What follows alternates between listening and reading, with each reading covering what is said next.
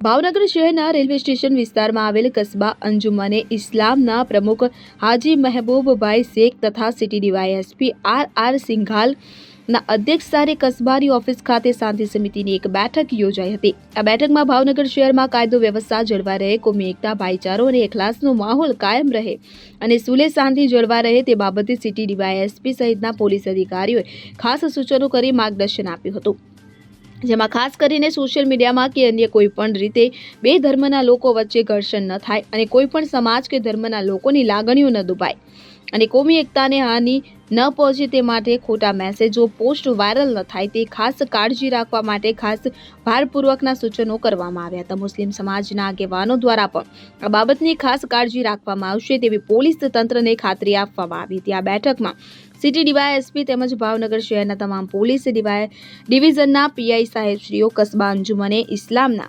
General સભાના સભ્યો, જુદી જુદી મુસ્લિમ જમાતના પ્રમુખશ્રીઓ, મુસ્લિમ સમાજના આગેવાનો ખાસ ઉપસ્થિત રહ્યા હતા। रुस्तम शेख સાથે CN24 ન્યૂઝ ભાવનગર। હવે જુઓ દેશ દુનિયાની તમામ ખબરો તમારી આંગળીના ટેરવે। ઉઠાવો મોબાઈલ અને ગૂગલ પ્લે સ્ટોર પરથી ડાઉનલોડ કરો અમારી CN24 ન્યૂઝ મોબાઈલ એપ।